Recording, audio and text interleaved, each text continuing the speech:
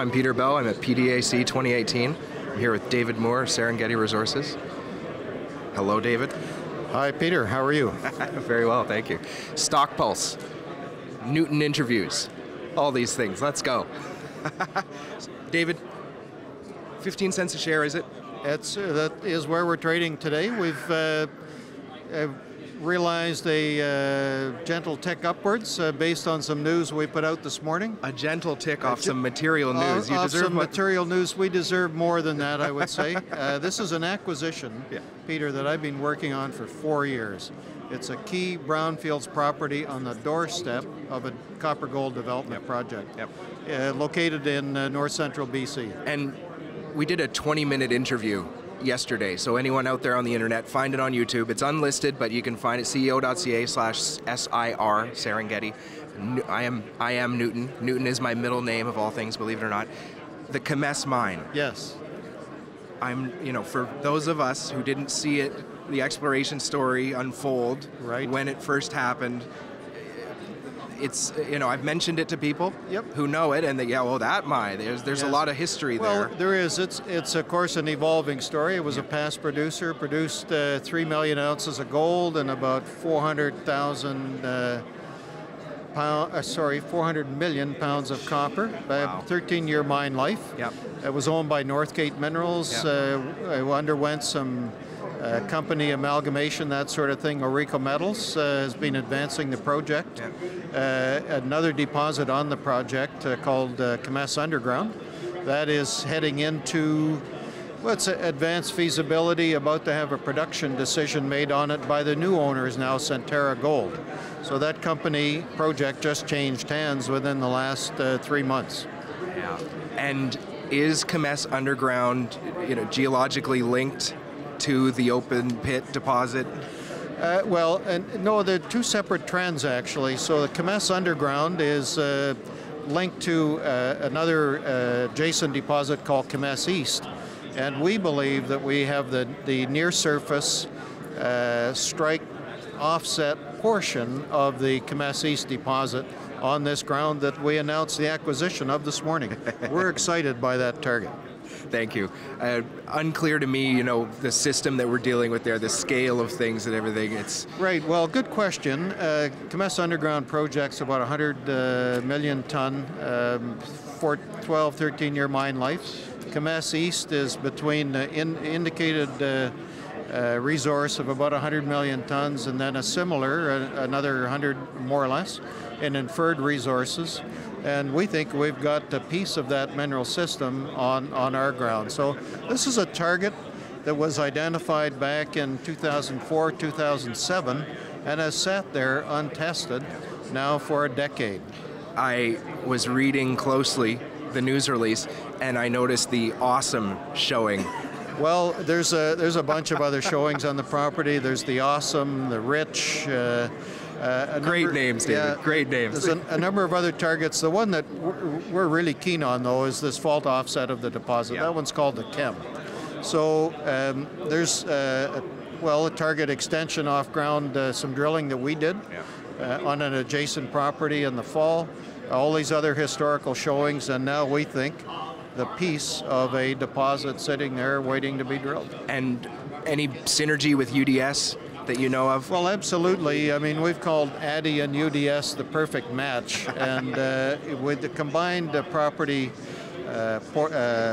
situation there now is just about 6,800 hectares, so just under 70 square kilometers, a big enough piece of ground to host a number of deposits. Yes.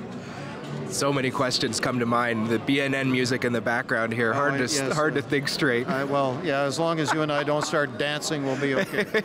Thank you.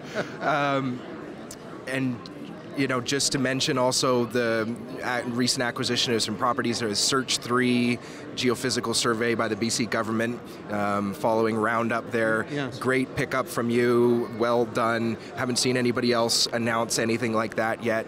Good to see you ahead of the curve. And for people who aren't familiar with the story of the company, some major discovery, a major discovery in the past that is working its way through towards economic studies now. That's right. The So much Quinnica to talk about. project that we're advancing into pre-feasibility study now with our partners POSCO Daewoo. The property portfolio that you referred to that we announced last week, we staked based on a regional, very large, high-quality regional airborne survey that the government flew. Announced the results back in January, and we have always had good success picking up on that kind of survey. So it's using our knowledge of the area combined with large, high-quality public data sets. If we can action that kind of opportunity, it allows us to acquire good targets, good properties at a very reasonable cost. Was Quinnica like that? It was actually. In fact, the airborne survey, initial airborne survey that was flown at Quinnica, we flew in partnership with the government. In the Quesnel terrain. In the Quesnel, in fact, an overlooked area at the time. Well, that's right. This was the original Quest survey. Oh, really? Yeah. Now what we've just actioned last week was the Quest 3. Yeah. So this has been the government's been gradually adding to the database. Good for you. Over about a 15-year time frame in that area. Well, and BC needs wins like this. You know, we need people to use this data that's generated by the government and show the value of it and all that. Well, stuff. absolutely, and you know, the surveys like that are so large. They cover areas that no one company could possibly fly on their own. So it's a good match. The government generates that kind of baseline data, and then that's action by companies like Serengeti to hopefully make the next discovery. And a decade down the line, you get major metals trading companies from Korea taking an interest in major investments. Buying a piece of the asset, that's right. I mean, that's great for the province, great for Serengeti, great for our shareholders. Yep, and my only concern, kind of lingering concern about Quinnica and everything is that you own a very large stake of that project. You own 65%, we talked about this, and the future of that, there could be some heavy lifting involved, but we'll cross that bridge when we come to it. Well, that's right. I mean, over the next 18 months, we'll complete a pre-feasibility study on the project funded by POSCO Daewoo. At that point, we have a more de-risked, more valuable project. You're right, we'll have to raise some money, but we should be able to do that with an improved asset, a more de-risked asset. Well, and it's this theme of, you have it on your booth there, let's do it again.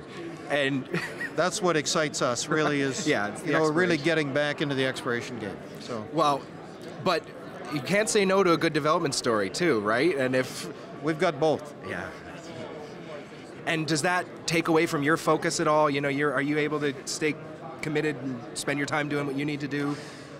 Yes, I mean, we've hired a senior engineer, for instance, to help us with a pre-feasibility study. I've got a great young geologist working with me now. Shout out Quinn Harper. Yeah. Go Quinn. So, you know, all of that's good. What really drives me, what excites me is drilling that next discovery hole. So that's what I will, of course, you know, keep an eye on Quinnica, but I will focus my effort on making that next discovery. Thank you. Yeah, that's very good to hear. I had wondered about that. Well, that's what really drives me. I'm sure there's a lot of shareholders that are very happy to hear that as well. Well, that's what's kept me in the game now for 45 years. Wonderful. So, and this is PDAC 2018. How many years have you been coming to this show? Well, probably first time here would have been in 1970, 75. That's likely. An early show. That's one of the first Well, ones, this one's been going for a while. Oh, is it long? Yeah, Okay. yeah. And that would have been back at the York when it was a madhouse. The Royal York, yeah, absolutely, yeah. Well, it's a pretty tame this year. It seems, pretty PC. Everything's. Well, sure, but a great turnout, I think. You know, and it's a demonstration that the business has turned a corner, I believe. Thank you very much, David. Okay. Yeah. Thank you. Thanks, Peter, and thanks for this opportunity to tell you about the Serengeti story. Thank you, Stockpulse.